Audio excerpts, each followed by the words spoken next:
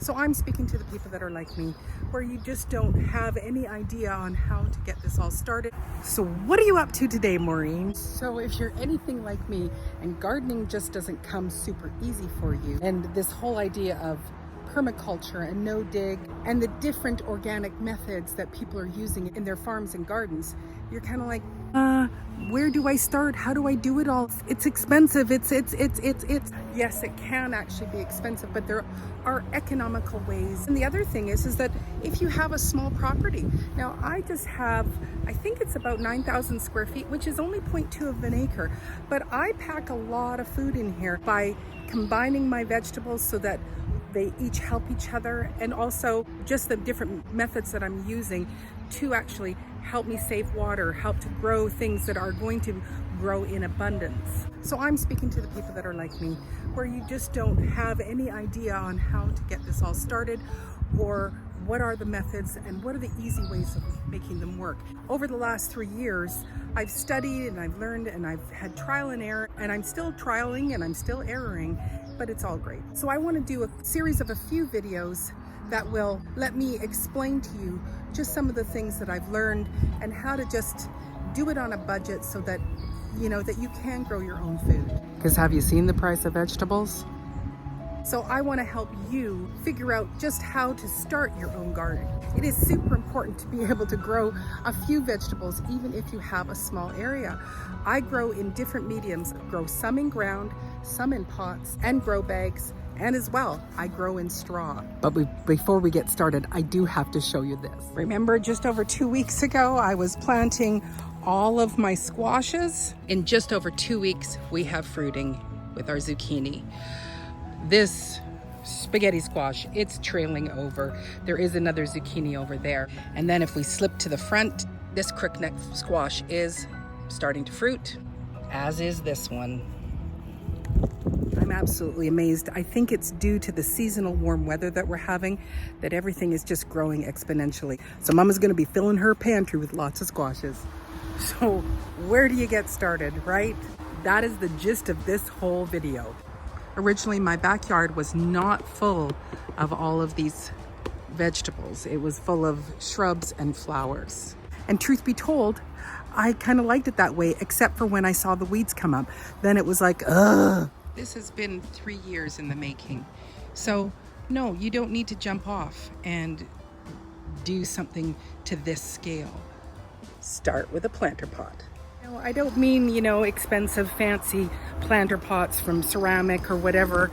Just basic plastic pots like these, which I've accumulated off of Facebook Marketplace. And as well, a really good friend of mine who is a gardener here on the island. He gets lots of pots, and so he just brings them over. But as Broke Farmer says, free 99 is really good. So these were free 99. And it's good to just be collecting pots so that even if you have something that is expanding itself, like strawberries, you've got the pots ready to go, you can be expanding your own vegetable and fruit garden. So I have a pepper plant that needs to be up-potted, and there was a little extra tomato in here. So we're gonna pop them up as we chop. This is soil from a local farm here. It's cattle manure mixed with greens, and it is just fantastic soil. I have bought some soils from some of the big department stores, and some of that soil has killed all of my plants. This stuff is fantastic and very inexpensive, and buying local, that's supporting your own community. Sometimes get a truckload of this soil, but I really love the bags because they're small, and I can put 4 of them in my wheelbarrow and take them around throughout my yard wherever I need them. So there is a lot of nutrition already in this soil, but I am just going to add a little bit of my slow release organic fertilizer that's also made locally in town here. And when I first started 3 years ago, I only had deck pots. I didn't have it all built up to what you see now.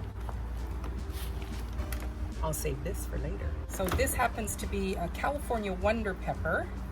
So it's not a hot pepper. So it's good that I'm putting it in a pot and not with my other hot peppers, because it's not good to grow your hot peppers and your sweet peppers together because they will cross-pollinate. So there is our pepper in there, and then our little rogue tomato. There's a nice little earthworm. We're just gonna put that tomato in there. And now I have 2 deck pots that I can place wherever I want in my yard and garden.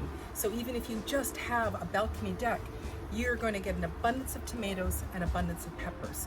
I'd also recommend getting a cucumber. And add at least 2 pots of lettuce. So I have romaine here. This is a Lola Rosa. It's a type of romaine, but it's a nice red lettuce. I do have some Tom Thumb, but whatever sort of lettuce that you want. And the great thing with this lettuce is that it is cut and come again. So you can see down here where there is lettuce leaves missing, where we have taken the lettuce to eat. And this lettuce will continue to grow. So when I first started, I did have these pots with just some herbs in them. So any sort of herb that you want to have, you could just even have those, and especially green onions.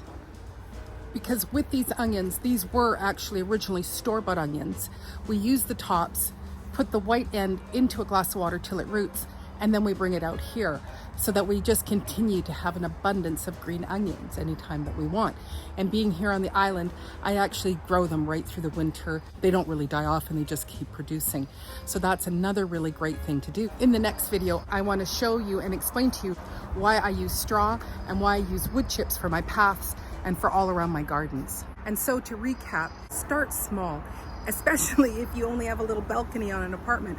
But even if you have a big yard, start small just to ease your way into it, so that you are just getting yourself some plastic deck pots, some soil, and some starter plants.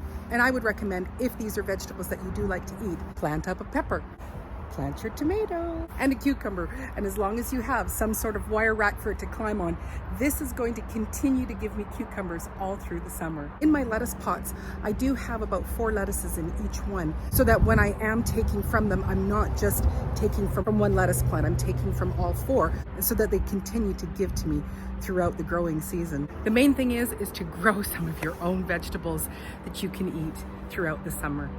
I hope you're having a great day wherever you are. I look forward to seeing you on the next video. Take care. God bless.